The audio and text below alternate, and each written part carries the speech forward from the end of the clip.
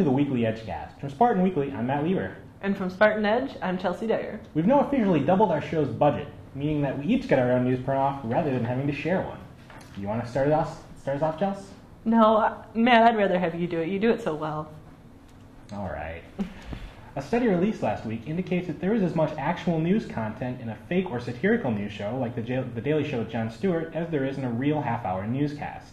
In light of this news, we at the Edgecast would just like to say, suck it, focal point. The Beta Theta Pi fraternity, one of MSU's largest fraternities, was disbanded last week for failing to adhere to alcohol regulations set by the national chapter.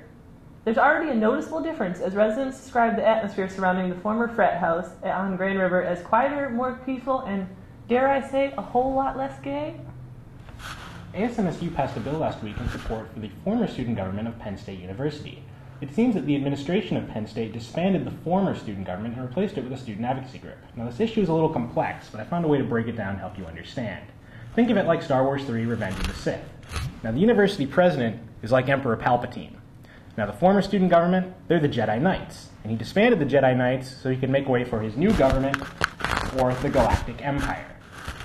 Now, our own student government, ASMSU, with their subtle support, is like the Rebel Alliance. Now, ASMSU representative and Young Americans for Freedom president, Kyle Bristow, is like Jar Jar Binks. Local politicians are calling for stricter laws on soliciting labor from illegal immigrants, including heavy fines, jail time, and the Young American for Freedom are calling for the death penalty. For more on this, we'd like to go to a new disturbing trend in illegal immigrant activity from our own reporter, Ed White, fresh out of rehab. Good to have you back, Ed. It would be great to be back, except you're still here. Anyway, illegal immigrants are continuing their liberal-aided assault on American jobs. While we all know they have heartlessly stolen such wonderful jobs as tomato harvesting, house painting, and other forms of day labor, they are beginning to steal yet another job: interior decorating.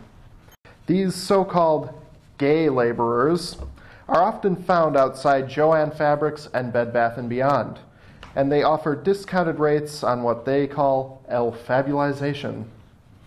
Though homosexuals are not as important as evangelical, Christian, conservative, Caucasian men, they are still superior to illegal immigrants and deserve to keep their wages so long as those wages are lower than those of white men.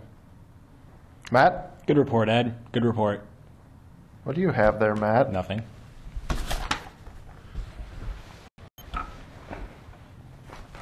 One day, Matt, I will have my revenge on you. I promise. One day. Ed White. Well, in sports news... And another thing, you son of a bitch. I know you're the one who likes to taste the rainbow. You're the one with a bowl of Skittles on your desk. Do you think you saw me? No, I think we're good. Was it good? That was great. Yeah. The Detroit Tigers beat the Oakland A's Saturday, advancing to the World Series for the first time in 22 years. As a result, the Oakland A's have been placed on the no-fly list. 4 MSU football players and 2 other students were accused of assaulting 2 MSU students at a party at Capstone Commons last week. Apparently, one student at the party showed up with a football player's ex-girlfriend, and the situation escalated from there. The 6 students are accused of savagely beating the 2 other students and holding their heads underwater. But on the plus side, it looks like the football team finally found someone they can beat, so long as there's 3 times as many of them and they're twice as big. North Korea has announced that they successfully tested their first nuclear weapon this week. In response to this, the United States has readied its own ultimate weapon, Chuck Norris. Oops, I dropped my pen.